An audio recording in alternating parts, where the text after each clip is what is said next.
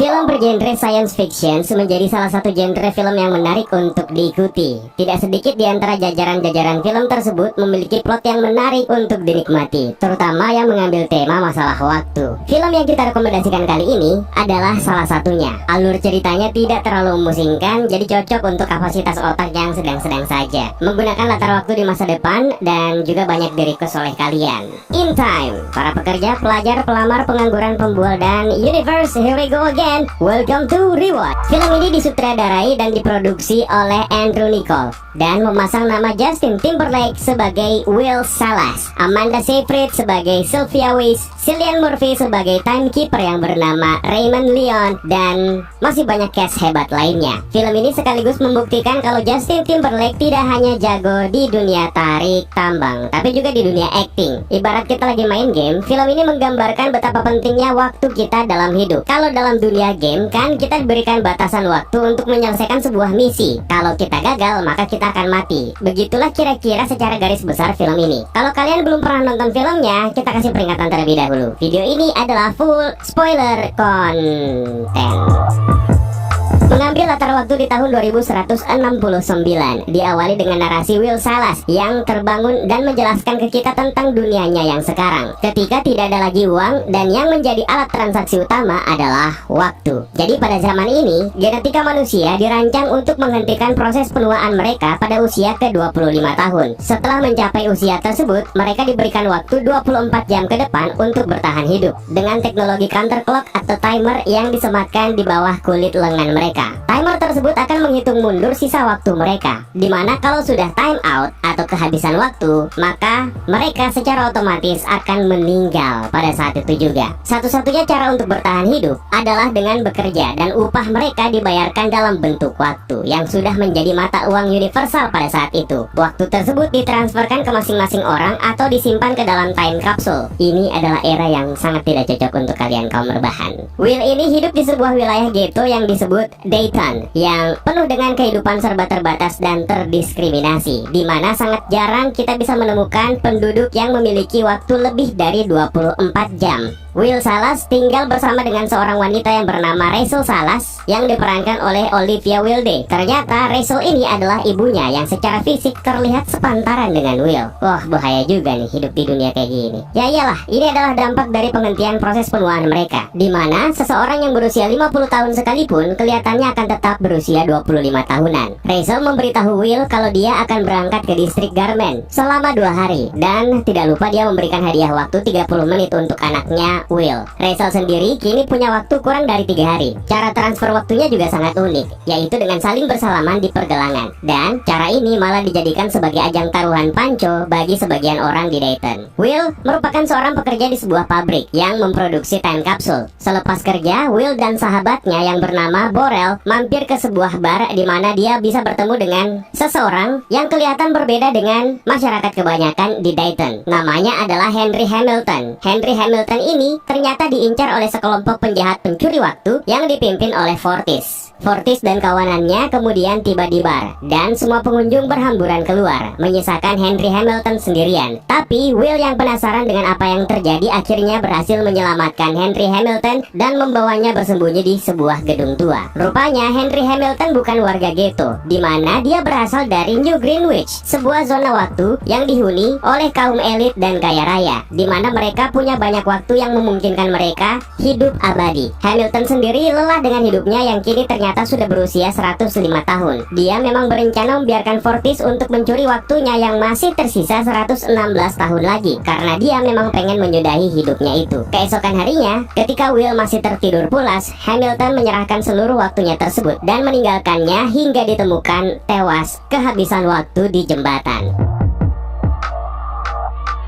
Will yang bingung dengan hadiah besar yang diterimanya bergegas menemui sahabatnya Borel dan membagi waktu 10 tahun dengan sahabatnya itu. Dia memperingatkan Borel untuk berhati-hati dan menyembunyikan waktunya tersebut, karena itu bisa membahayakan dirinya yang akan menjadi incaran para pencuri waktu. Will bergegas menemui ibunya di tempat persinggahan bus dan berniat untuk berangkat ke New Greenwich bersama-sama. Sementara di sisi lain, Rachel, ibunya, ternyata tidak bisa membayar ongkos bus yang tiba-tiba naik dari 1 jam menjadi 2 jam. Sementara Sementara Rachel kini hanya punya waktu 90 menit saja. Rachel mau tidak mau pulang ke Dayton dengan berlari. Sementara Will yang sudah menunggu ternyata tidak mendapati ibunya turun dari bus. Will kemudian berlari dan akhirnya bertemu dengan ibunya yang sudah susah payah berlari pulang. Tapi sayang sekali waktunya kurang 1 detik saja untuk bisa diselamatkan oleh Will. Rachel akhirnya tewas di pelukan Will. Akhir babak awal yang sangat memilukan, saudara-saudara. Setelah itu, Will memutuskan untuk pergi ke New Greenwich sendirian dengan menumpangi sebuah taksi. Supir taksi tentu heran karena sangat jarang dia menjemput penumpang di ghetto.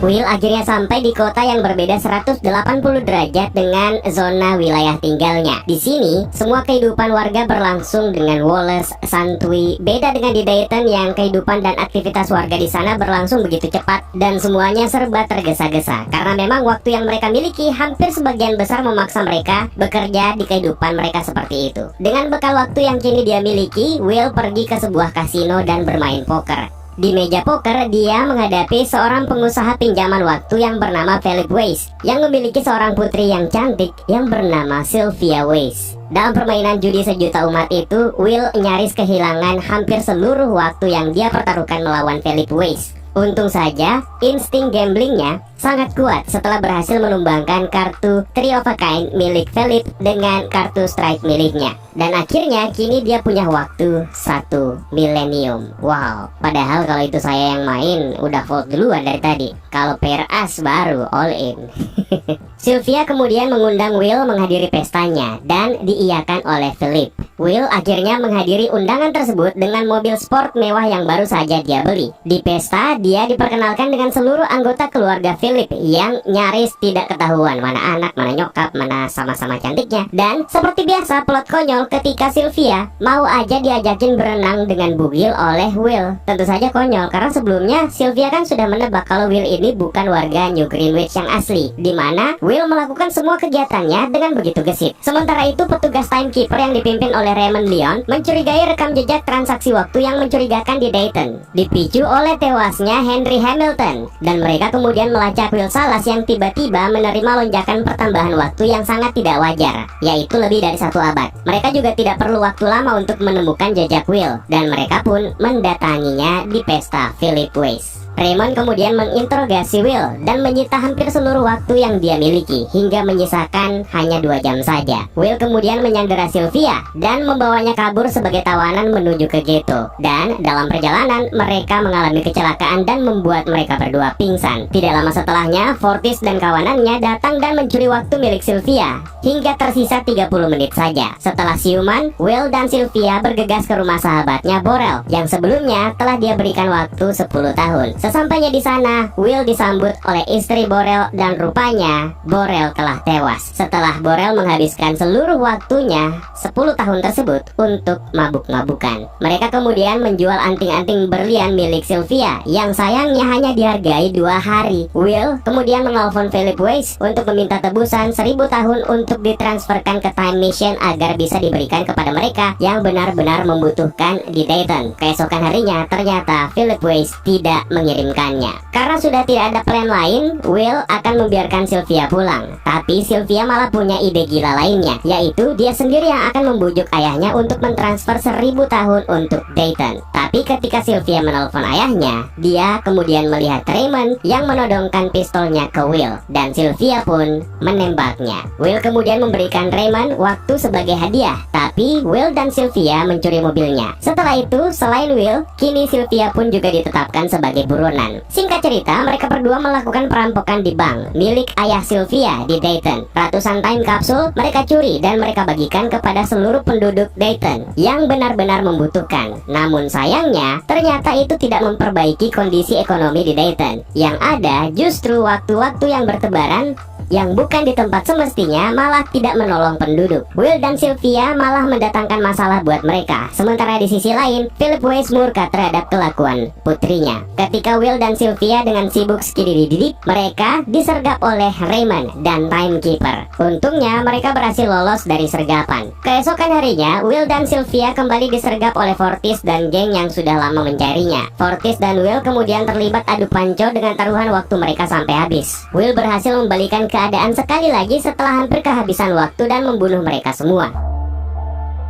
Karena putus asa, keadaan Dayton tidak berubah karena harga yang juga ternyata semakin melonjak. Mereka berdua memutuskan untuk merampok time kapsul yang berisi 1 juta tahun milik Philip Weiss. Sylvia mendatangi ayahnya tersebut dan berpura-pura menyerah, sementara Will Salas menyamar menjadi salah satu pengawal Philip Weiss. Misi mereka pun berhasil, tapi sebelum mereka pergi, Philip memperingatkan Will dan Sylvia bahwa jika waktu 1 juta tahun itu jatuh ke tangan yang salah dan di zona yang salah, maka itu akan mendatangkan penderitaan untuk orang-orang dan juga meruntuhkan sistem. Sementara Will malah mendukung tujuan itu karena memang mereka ingin melumpuhkan sistem di mana sebenarnya di dunia ini tidak ada yang bisa hidup abadi, dan sebenarnya paling tidak Dayton tidak menjadi wilayah terdiskriminasi lagi, yang mana selama ini ada begitu banyak orang yang hidup dalam kemelaratan untuk menunjang perekonomian di zona seperti New Greenwich dan yang lainnya. Timekeeper mendeteksi ketidakwajaran penyebaran waktu di Dayton dan Raymond kembali mengejar Will dan Sylvia. Sayangnya Raymond lupa untuk mentransfer gaji harian waktunya ketika dirinya menemukan Will dan Sylvia. Raymond pun harus tewas kehabisan waktu. Will dan Sylvia juga tidak punya banyak waktu, di mana masing-masing mereka hanya punya waktu kurang dari semenit. Adegan yang bikin kesel, bukannya buru-buru nyari waktu tambahan, mereka malah ciuman dulu. Nanti aja kek. Menyadari ada waktu di mobil Raymond, Will dan Sylvia akhirnya berlari ke sana dan mereka berdua pun terselamatkan. Sementara itu, berita di TV melaporkan pabrik-pabrik yang ada di Dayton kini sudah tutup karena semua penduduk sudah punya banyak waktu untuk hidup mereka dan meninggalkan pekerjaan mereka tersebut. Seluruh warga Dayton malah kini bisa menyeberang ke zona menuju New Greenwich. Setelah menyaksikan dampak yang ditimbulkan dari aksi Will dan Sylvia, Jagger yang merupakan partner Raymond sebagai timekeeper memerintahkan para timekeeper lain untuk beristirahat atau bahkan mungkin memilih berhenti menjadi timekeeper. Sementara Will dan Sylvia kini sudah menjadi layaknya agen khusus seperti Bonnie and Clyde atau bahkan seperti Robin Hood dengan tujuan merusak sistem untuk membantu orang banyak yang membutuhkan, dan kini bersiap untuk merampok bank yang lebih besar lagi.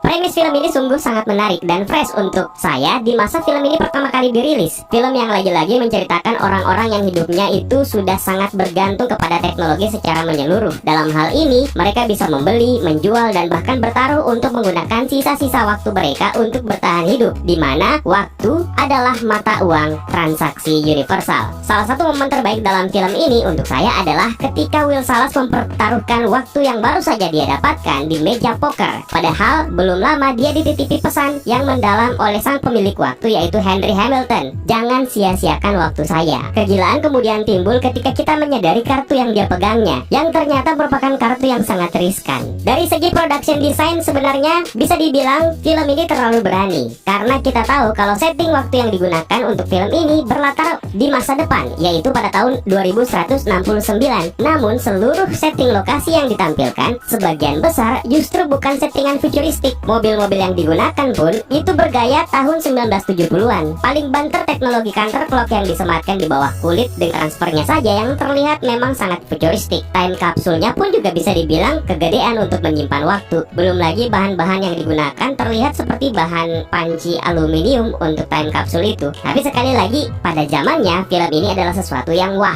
Perhatian lainnya tertuju kepada seorang pelantun lagu Sexy Back, Justin Timberlake. Maaf nih ya untuk para fansnya Justin Zero Logic, oh itu Dustin. Aktingnya kurang bro, malah kalau boleh dibilang terlalu innocent untuk ukuran seorang perampok bank. Meskipun memang masih tetap asik untuk dinikmati lah, tapi yang paling tidak bisa dimaafkan adalah subplot mengenai ayah Will Salas yang nggak jelas banget. Mendingan namanya nggak usah disebut-sebut ya dalam film ini, karena kagak ada ngaruhnya sama sekali. Yang jelas secara keseluruhan menikmati film ini tidak perlu mikir keras karena plotnya linear dan mudah untuk dipahami. Hanya saja memang premisnya yang sangat menarik. So, thank you so much, Universe.